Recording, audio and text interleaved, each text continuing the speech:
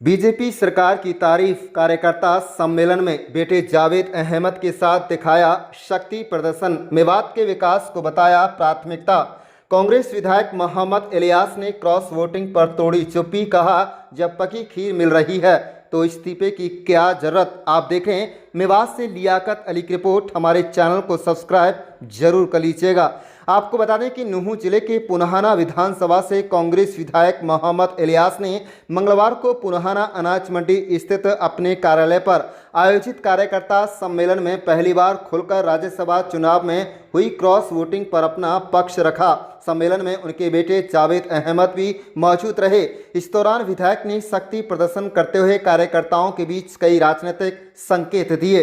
कार्यकर्ताओं को संबोधित करते हुए विधायक मोहम्मद इलियास ने साफ तौर पर स्वीकार किया कि उन्होंने राज्यसभा चुनाव में कांग्रेस प्रत्याशी की बजाय निर्दलीय उम्मीदवार सतीश नांगल को वोट किया था। उन्होंने कहा कि इस घटना के बाद मेवात क्षेत्र में तरह तरह की अटकलें लगाई जाने लगी। वे कब इस्तीफा देंगे और दोबारा चुनाव होगा। इस दौरान उन्होंने मजाकिया अंदाज में कहा कि जब पकी हुई खीर मिल रही है तो इस्तीफा देने की क्या जरूरत है। उन्होंने ये भी कहा है कि जो लोग उन पर लगातार तंज कस रहे हैं वो पहले भी उनसे 4-5 बार कुश्ती का दंगल लड़ चुके हैं। विधायक ने हंसते हुए कहा है कि अगर फिर से मुकाबले की नौबत आती है तो वह उसके लिए भी पूरी तरह से तैयार हैं। मोहम्मद इलियास ने कहा है कि उनका मुख्य उद्देश्य केवल मेवात क्षेत्र का विकास है। यदि बिना चुनाव कराए क्षेत्र का विकास संभव होता है तो जनता और इलाके दोनों के हित में बेहतर है। हालांकि उन्होंने ये भी स्पष्ट किया है कि यदि भविष्य में चुनाव की स्थिति बनती है तो वह उससे पीछे हटने वाले नहीं हैं। तो वहीं आपको बता दें कि जावेद अहमद ने कहा है कि मेवात के विकास को लेकर गंभीर हैं सरकार।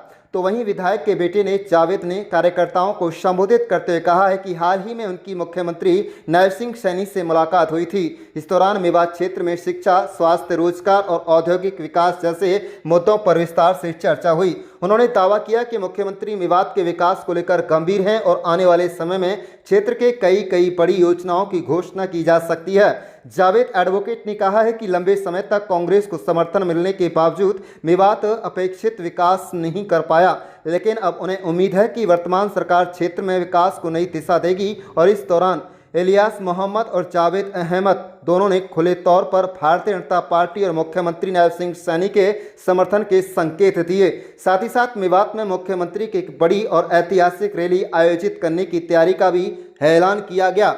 आप देख रहे हैं लियाकत अली की रिपोर्ट। हमारे चैनल को सब्सक्राइब जरूर कर लीजिएगा। आज की वर्कर मीटिंग के उद्देश्य की बात है तो अभी कुछ दिन पहले माननीय मुख्यमंत्री जी से विधायक जी की और मेरी मुलाकात हुई थी। तो माननीय मुख्यमंत्री जी जो हैं वो विकास के जितने भी कार्य हैं उनको कराने के लिए, चाहे वो बिजली से जुड़े हुए हैं, स्वास्थ्य से हैं, शिक्षा से हैं, तो वो हमारी समस्याएं जो है विधानसभा की उन्होंने मांगी हैं। तो आज इस मीटिंग के माध्यम से हमने कार्यकर्ताओं को ये संदेश दिया है कि अपनी समस्याओं से हमें अवगत कराएं ताकि हमने मुख्यमंत्री कार्यालय तक पहुंचा सकें। एक बात का आपने जिक्र किया कि मुख्यमंत्री जी से हमने जो वोट राज्यसभा का दिया है, 80,000 लोगों ने हमें वोट दिया था, हमने एक वोट दिया और उसके बदले में उन्होंने भरोसा दिलाया कि जितनी भी डिमांड मेवात की है 10 को पुरानी, उन सबको अमली जामा पहना दिया जाएगा। कौन कौन सी ऐसी बड़ी मांगे हैं, क्या भरोसा आपको?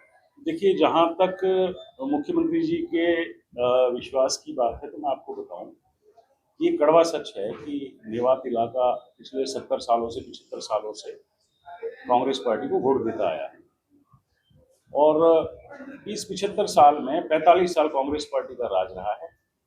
तो मैंने हर तरीके से इसका आकलन किया है तो ये पाया है कि अगर मेवात के पिछड़ेपन के लिए अगर कोई जिम्मेदार है तो वो कांग्रेस पार्टी है। जहाँ तक भारतीय जनता पार्टी की बात है तो भारतीय जनता पार्टी को तो ना तो मेवात ने ना हमने ही कभी वोट दिया था, तो हम उनसे उम्मीद कैसे रख सकते थे। तो अब जब राज्यसभा का मौका आया तो हमें 80,000 वोट लोगों ने दी थी। उस 80,000 के बदले जो हमें एक वोट देने का अधिकार राज्यसभा में मिला वो हमने भारतीय जनता पार्टी को माननीय मुख्यमंत्री जी के आदेश अनुसार दिया। और अब हम ये उम्मीद करते हैं और हमें विश्वास भी दिलाया है माननीय मुख्यमंत्री जी ने कि चाहे पुनहाना विधानसभा की बात हो, चाहे जिला मेवात की बात हो, कि वो चाहे वो रेलवे की बात हो, यूनिवर्सिटी की बात हो, और जो हमारी मूलभूत सुविधाएं हैं, चाहे शिक्षा से जुड़ी है, स्वास्थ्य से जुड़ी है, सड़कों से जुड़ी है, रोजगार से जुड़ी है, इंडस्ट्रियलाइजेशन की बात है, तो वो सारे के सारे कार्यों को जो है, विकास के कार्यों को करना चाहते हैं।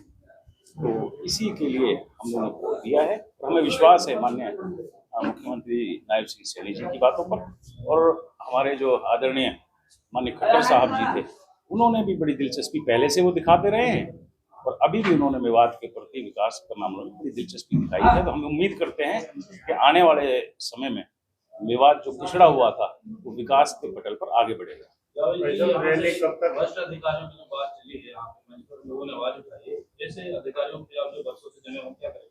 देखिए, इसमें कोई शक नहीं है कि मेवात जो है पुलिस के मामले में हमेशा पीड़ित रहा है और यहाँ पर जो अफसर हैं उनको सजा के तौर पर भेजा जाता है। उनको यहाँ आकर एक ऐसा चस्का लग जाता है कि वो यहाँ एक रिश्वतखोरी का इतना बड़ा जो है एक सरगना कायम कर लेते हैं कि यहाँ से जाने का मन नहीं करता। तो अभी मैंने भी इस चीज़ का जो है अंदाज़ा लगाया है, मुझे भी मालूम है कि CIA जो पुलिस है ये जो है गलत तरीके से दलालों के कहने पर नाजायज लोगों को उठाकर एक तरह से एक्सटॉर्शन जो है मनी उनसे लेकर उनको छोड़ने का काम करते हैं। इसको अब से पहले भी हमने बर्दाश्त नहीं किया था और अब इसको बिल्कुल बर्दाश्त नहीं किया जाएगा और सीधे माननीय मुख्यमंत्री जी के सामने ये शिकायत रखी जाएगी। रैली की जहाँ तक बात है, कब तक मुख्यमंत्री जी की रैली होती है?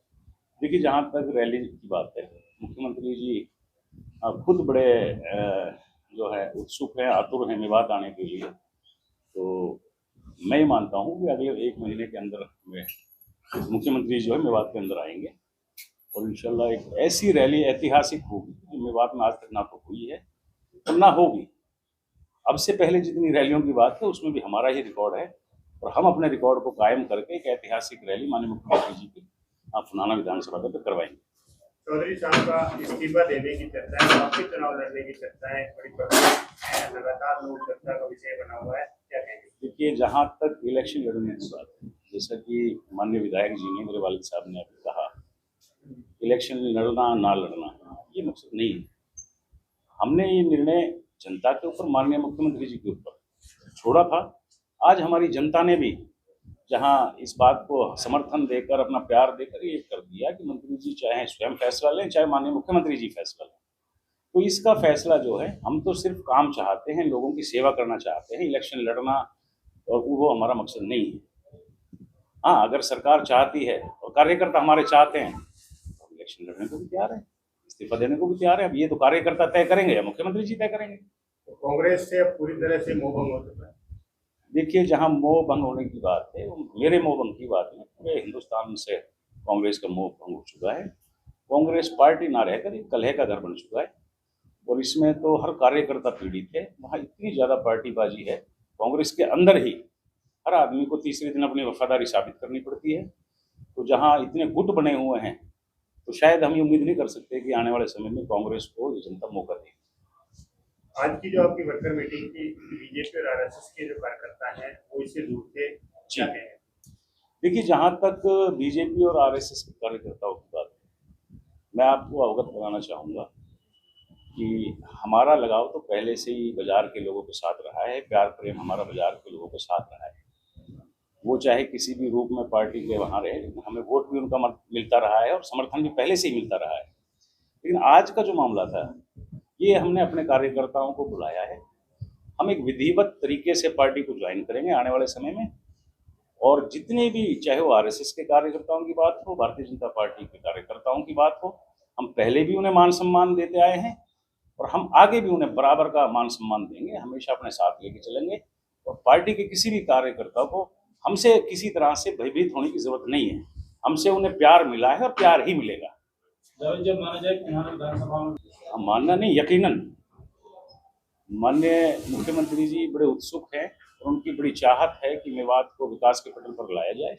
उन्होंने हमें विश्वास दिलाया है और उसकी विश्वास के आधार पर हमने ये फैसला लिया था। और अब तक की जो उनकी कार्यशैली रही है, जो उनका प्यार रहा है, उससे हमारा जो विश्वास है वो यकीन में बदल जाता है कि आने वाले समय में पूरे बुढ़ाना की नहीं बल्कि पूरे मेवात जिले का एक विकास के पटल पर आगे बढ़ेगा।